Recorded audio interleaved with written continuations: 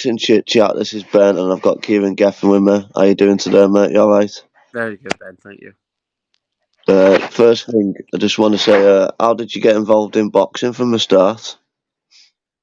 Um, so my family been in boxing for about four generations or so. Professional boxers, boxing champions for about 3 generations, and I started because my brother went to a boxing club. I had a bit of trouble with some travelling boys, and I went Yeah, down and thought I'd be the big brother and help out. And reality, I was a little fat kid. I couldn't have done a lot, but I stuck with it, and yeah, here we are.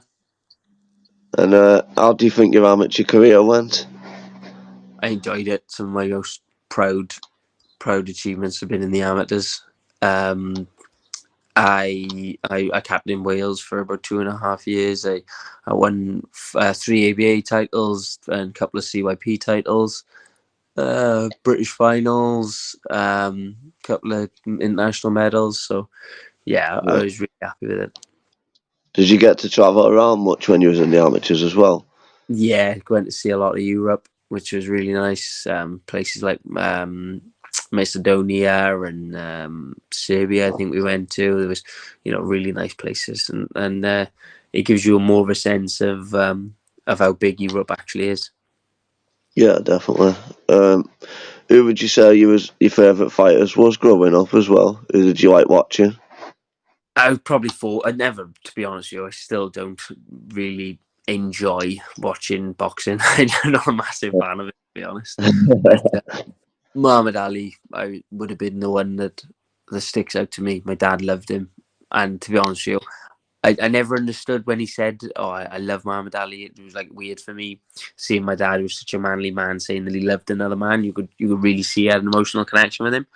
But Yeah, as I've got older and you appreciate the humanity in Ali, I think I can understand why he loved him so much now, because I feel love for him as well. yeah, he's a great man in and out the ring, and he was an icon, Ali. And Unbelievable. What would you say, like, when you've turned professional, how do you think you've adapted to the pro game so far? Would you change anything that you've done in your career as well so far? I probably have been a bit more patient, but at the same time, I might not have been where I am now as I, you know, taken all the easy jobs on the way up. Um, I was always told as an amateur that I'd make a great style as a pro because I had the cracking engine and blah blah blah. But now I'm a pro, they all say how neat of a boxer I am. So it's a bit of a paradox, really. But I have got a good engine. I am aware of that. Might not have shown it in my last fight, but I have got a good engine. So I do think that's where my adaptation into the pros becomes quite obvious. And I can feel my style changing as I get older as well. I'm less inclined to defend with my face than I am with my feet now. Yeah. And what would you say like what was the best advice you've got so far as a professional? Best advice. Thinking about balance was the best advice I had. So I never really bothered me as an amateur. I just steamed into people really. And I put on some really good boxing performances that never got rewarded as an amateur. So it wasn't something I ever, basically from poor judging. I one fight comes to mind, a senior final. I boxed absolutely perfect. The boy didn't really land a punch on me, or he was on the back foot, but absolutely classic boxing. Um, and it never got rewarded. I never got the win. So that put me off taking that style on. Yeah. Um, Going back to what you said, the best advice I've received from as being a pro is think about your balance. So try and put a bit more weight on your punches, and like you look, my punch stats is like 1,200 punches in a 10 round fight. Fucking massive numbers. Do you know what I mean? So I'm trying to drop those numbers, but make the punches count a little bit more, and you can really feel your balance coming into it then with trying to put a bit more weight on punches and in that sense. Do you work on like things like body shots and stuff like that? Because they don't really score that much in the amateurs, do they?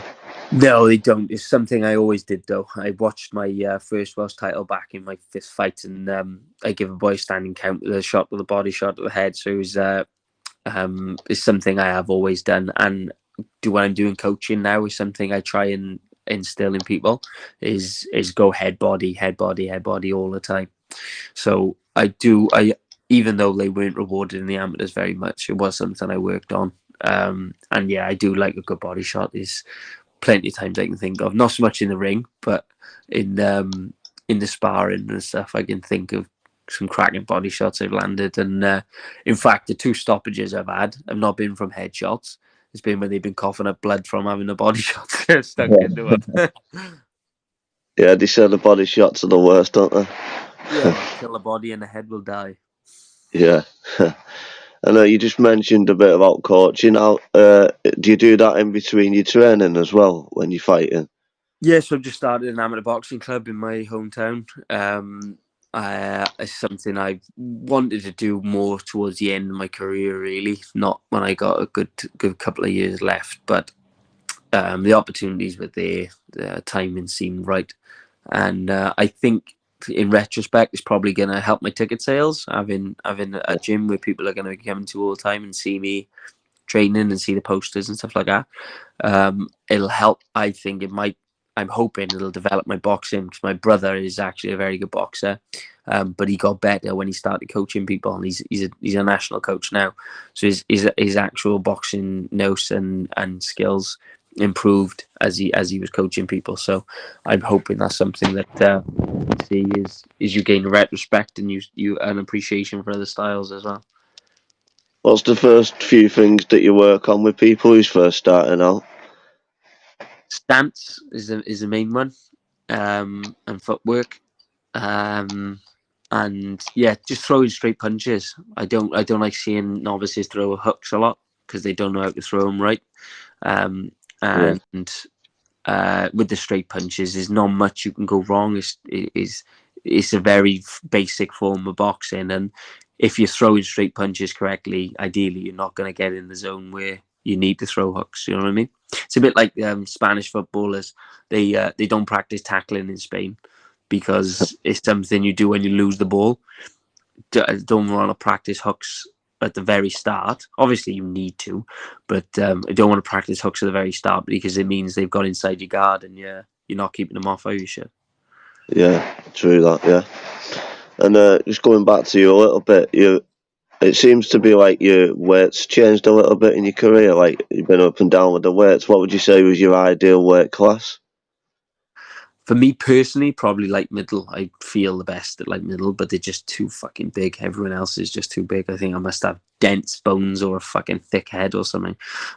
So yeah, probably welterweight. I'd imagine. It's light welter was when I went to after I lost to Dixon because I wanted a Welsh title fight straight after it. I wanted to get straight back in there, and the Dixon rematch wasn't happening. So that was why we went to super lightweight.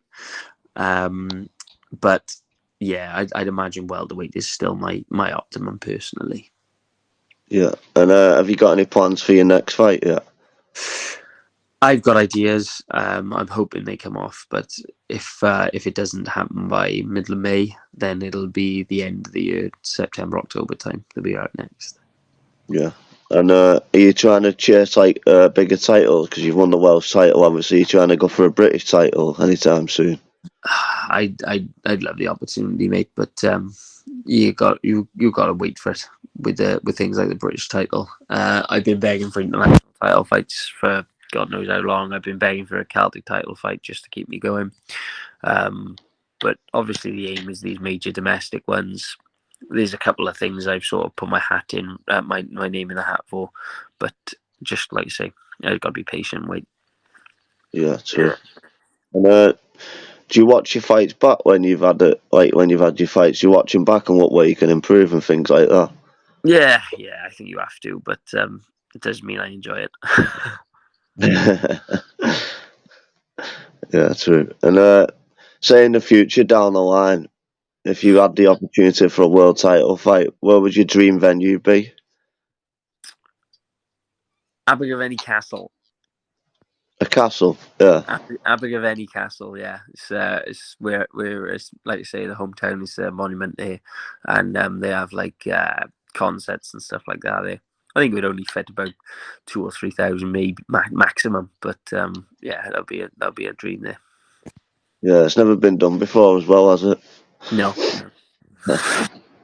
Um, what would you say your support's like from Wales as well? Do you have good fan base?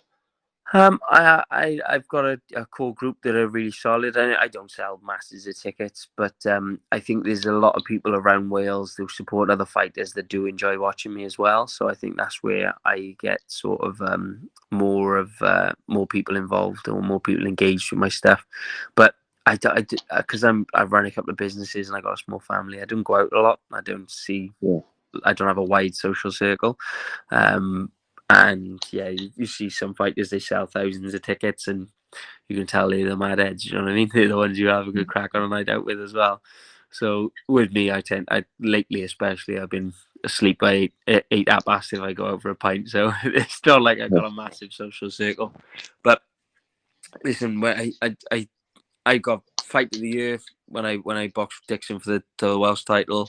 I always have had people enjoy watching me box. They're always, there's Welsh finals. I think it's the most viewed national final on YouTube, and it's about well over 10,000 views on there now. I think everyone's up on their seats. No one there came to watch me, but they're all up on their feet watching it. So I think I must be fairly entertaining, even though these 6 rounders and 4 rounders I make look hard work.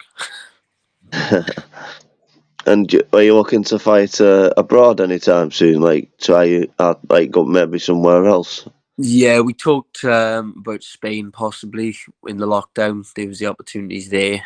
Just needed to get the funding together for that. But the big one I'd like to go to is America. Love to have a bout over there. Hopefully MTK could probably facilitate that, even if it's towards the end of my career, because they've got a good connection with the Irish going out to America. I'd like to fight in Japan. That's a big one. And I even offered a guy a fight in Africa the other week. But yeah, I'd be up for it, bud. Yeah, sweet. And how's MTK been with you? Like, because obviously we've had lockdowns and things like that. Have they been okay with you trying to Yeah. sort you and things like that? So I got offered like 3 bouts in the lockdown. You know, they were great for me, but I had to have operation on my elbow, so that set me out for a year and a half, 2 years. But you know, they put me on the golden contract. They give me a fantastic platform there, where I got a draw when I should have really got a win. But you know, shit happens. You carry on, and hopefully, I'm getting a phone call off my manager Lee this week. Oh, good stuff. And what would you say a typical like training routine is for you? Like when you're in camp? But like one of the art sessions. Yeah. Yeah, so like a typical day, I might go out for a jog in the morning or the evening. Then about 10, 11 o'clock, you get to the gym. Tony Borg's place is, you do, 10 rounds on the bags, and then he's got his staircase, the flight of stairs there. Oh, they're diabolical trying to run up and down there. You should run up and down like 70 times in 3 rounds or whatever. And I haven't actually completed it yet, but Gavin Gwyn's he smashed it a couple of times. And then I like using the sauna when I'm training, not so much just for weight loss, but because I feel good for wellness in it. Yeah. Then a circuit or strength stuff in the evening. Then the hip stuff, like a Tabata. The ones I sort of go to. Oh, your mic's gone a little bit quiet there, mate. Sorry, mate. Oh, Yeah, Tabatas. I go to. They're sort of my go-to because the HIIT exercises are some of the best you got for your heart and for your cardio. So yeah, they're the ones I tend to work on. Yeah, good stuff. And you mentioned Gavin Gwyn. He's got a British title fight coming up. How's he looking in camp as well? He's going to be British champion. Yeah. Good stuff. And how's the gym and the sparring in the gym? Did you get good sparring in the gym? Yeah, fantastic. Even when I'm a fat fucker. I've got super middleweights I can spar with, and then when I lose all the weight, I've got lightweights I can spar with as well. So, it couldn't be a better place for me, I suppose. Yeah, good stuff. And I appreciate you coming on, Kieran, and hopefully I'll see an announcement out of you soon for your next fight. I hope so. Okay, mate. Thanks a Thank you, lot. Ben. No problem, mate. Look after yourself. You too. Thanks, mate. Bye.